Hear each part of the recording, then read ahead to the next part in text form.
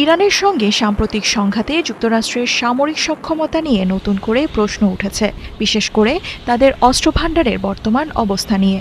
7 সপ্তাহের এই যুদ্ধে ব্যাপক হারে ক্ষেপণাস্ত্র ব্যবহারের ফলে যুক্তরাষ্ট্রের গুরুত্বপূর্ণ গোলাবারুদের মজুদ উল্লেখযোগ্যভাবে কমে গেছে, এমন ধারণা বিশ্লেষকদের।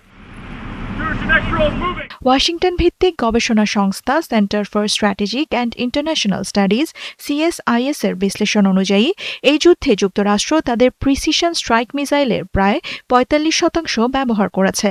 শুধু তাই নয়, ব্যালিস্টিক ক্ষেপণাস্ত্র প্রতিহত করার জন্য ব্যবহৃত অত্যাধুনিক থার্ড এবং প্যাট্রিয়ট ক্ষেপণাস্ত্র ব্যবস্থার প্রায় অর্ধেক ইন্টারসেপ্টরই এরই মধ্যে খরচ হয়ে গেছে।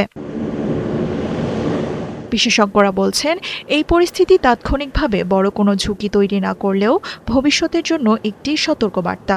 কারণ স্বল্পমেয়াদে নতুন সংঘাতে জড়ালেও যুক্তরাষ্ট্র যুদ্ধ চালিয়ে নেওয়ার মতো সক্ষমতা রাখে। তবে দীর্ঘমেয়াদে, বিশেষ করে চীনের মতো শক্তিশালী প্রতিপক্ষের সঙ্গে সংঘাত হলে বর্তমান মজুদ যথেষ্ট নাও হতে পারে। পেন্টাগন এরই মধ্যে ক্ষেপণাস্ত্র উৎপাদন বাড়াতে একাধিক চুক্তি করেছে। তবে বিশ্লেষকদের মতে বিশাল এই ঘাটতি পূরণ করে আগের অবস্থায় ফিরতে অন্তত 3 থেকে 5 বছর সময় লাগতে পারে। আর কিছু ক্ষেত্রে এই সময়সীমা আরও বাড়তে পারে।